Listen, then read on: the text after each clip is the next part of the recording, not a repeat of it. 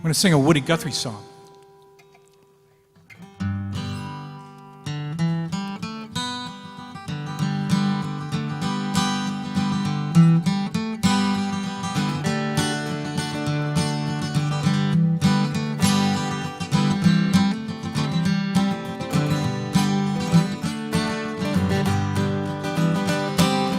I've been hit some hard traveling, I thought you know. I've been hitting some hard traveling way down the road. I've been hitting some hard traveling, hard rambling, hard gambling. I've been hitting some hard traveling low.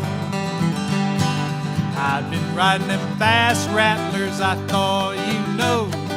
I've been riding them flat wheelers way down the road. I've been riding them blind passengers, dead enders, picking up cinders. I've been hitting some hard traveling low. And I've been working in a hard rock mine, I thought you know. I've been leaning on a pressure drill way down the road.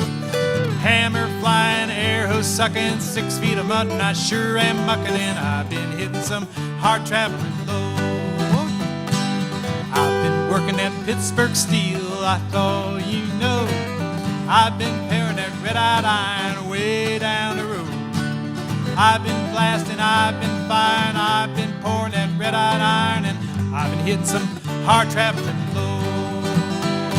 And I've been hitting some hard harvesting, I thought you know. North Dakota down to Kansas City and away down the road. Been cutting that wheat, stacking that hay, trying to make about $1 a day, and I've been hitting some hard traveling load. Oh yeah, take it in.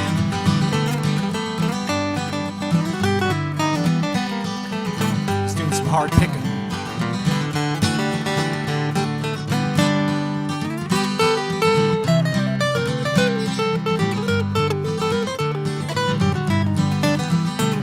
And I've been laying in a hard rock jail, I thought you know. I've been laying out 90 days way down the road. That mean old judge, he says to me, it's 90 days for vagrancy, and I've been hitting some hard traveling low. And I've been walking that Lincoln Highway, I thought you know.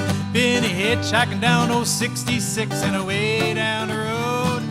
Heavy, hot, worried mind, looking for a woman that's hard to find, and I've been hitting some hard traveling low. Oh, I've been hitting some hard traveling, I thought you know. I've been hitting some hard traveling way down the road.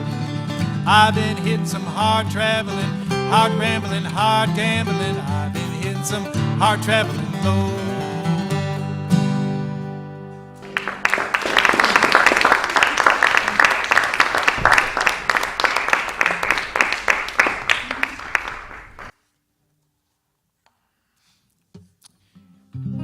Woody Guthrie wrote that song back in the late 30s. He was out in Washington State in the when they were building the Grand Coulee Dam. And he wrote that song and about 30 other songs in about a month's time. He wrote Roll on Columbia during that period, Pastures of Plenty, Grand Coulee Dam. It was an amazing period for this creativity he had, and they hired him to write these songs, but they didn't have a budget for a songwriter, so they hired him as a cameraman's helper. And so for a month he walked around with a camera tripod over his shoulder and a writing pad in his hand. And that's how he did it. When I was living in Seattle and thinking about moving east, I thought it was time for me to pay a pilgrimage to that country where he wrote all those songs. You see, Washington State is divided by a mountain range, the Cascade Mountain Range, and everything to the west is green and lush, and everything to the east is kind of arid. That's where the Grand Coulee Dam was, and where they dammed at the river for power and to irrigate all those fruit orchards out there. So I got my, this was quite a few years ago, I got my 1967 Dodge Dart, and I drove up the west side of the mountains. The car was doing about 46 6 miles an hour up the hill. And I got to the top, and then I came down the other side doing about 83 miles an hour. And I was heading for, I had circled on my map a town called Electric City. And I thought, ooh, I wonder what that town looks like. I imagined a town that looked maybe a little bit like a pinball machine with these tubes and lights and so on. After a hard day driving, I got to Electric City, and it was kind of just a dusty old town with a few tumbleweeds blown across the road. There was a motel there, so I checked into the motel, and I thought I'd go out and have a beer. But I'll tell you something right now, there are no taverns in Electric City. So I got in my car, and I drove a couple miles up the road to the town of Grand Coulee. And there was a tavern in Grand Coulee, but it was closed. And I was getting thirsty. So I drove across the Grand Coulee Dam. You can drive right across the dam. And when you get across the dam, you enter into the town of Coulee Dam. A pattern here going. And there was a tavern, and it was open, and it was hopping.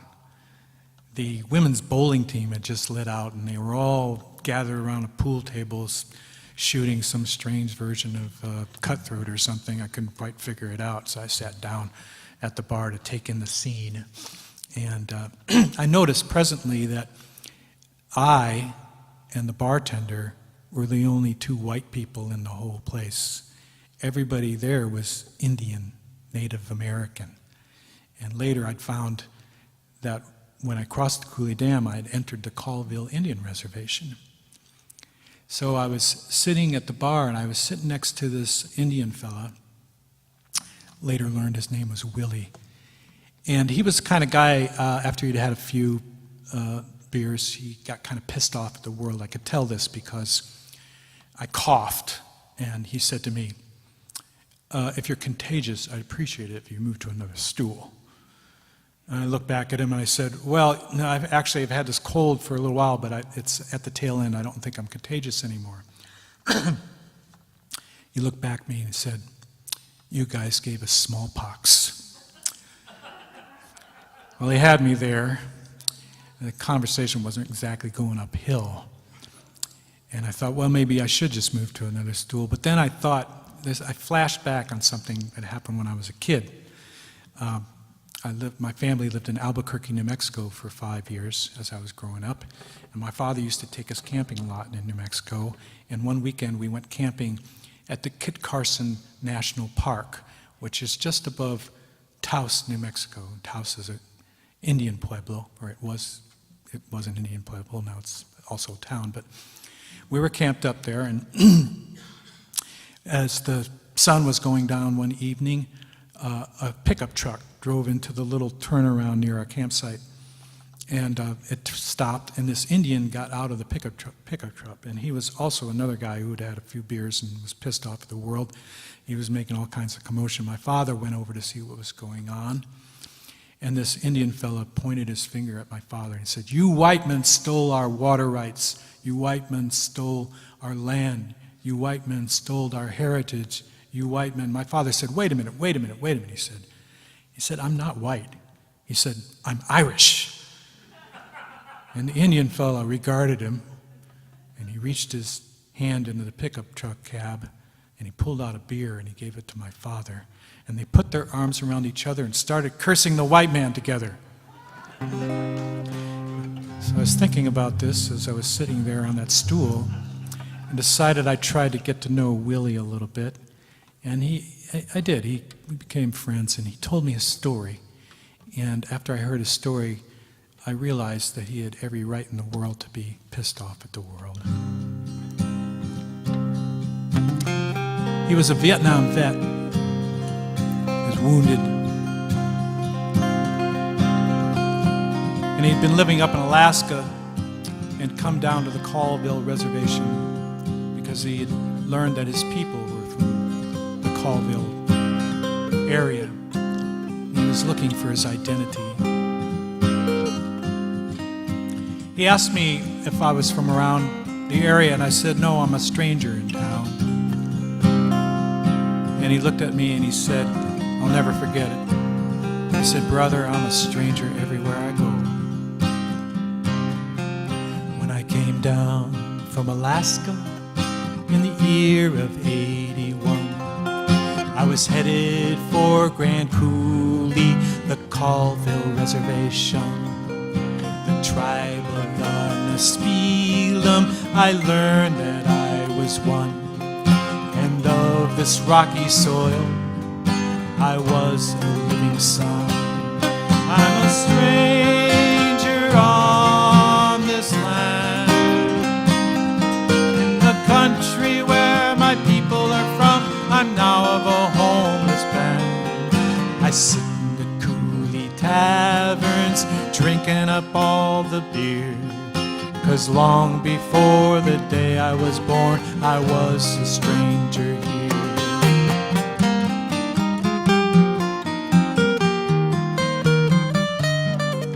A stranger in the army when they sent me off to Nam. Dodging the bullets of other native people, we went to bound. I took one through the shoulder and I got one in the arm. But shrapnel and metal are not the kind of weapons that done me harm. I'm a stranger on this land, in the country where my people are from. I'm now of a homeless band. I sit in the Coulee taverns, drinking up all the beer. 'Cause long before the day I was born, I was a stranger here.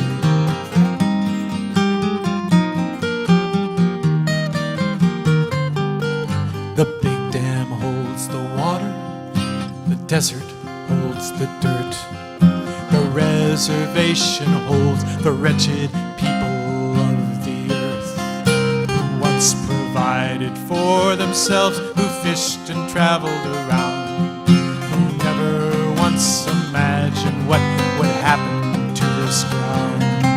I'm a stranger on this land, in the country where my people are from. I'm now of a homeless band. I sit in the Coulee taverns, drinking up all the beer. 'Cause long before the day I was born, I was a stranger here.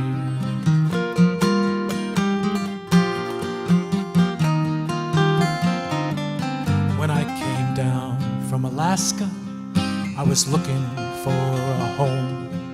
But after 6 years on this ground, I find that I have none. But someday rise the phoenix from the ashes and the dearth, and no more will my people and I be strangers on this earth. I'm a stranger on this land, in the country where my people are from. I'm now of a homeless band. I sit in the Coulee taverns, drinking up all the beer. 'Cause long before the day I was born, I was a stranger here.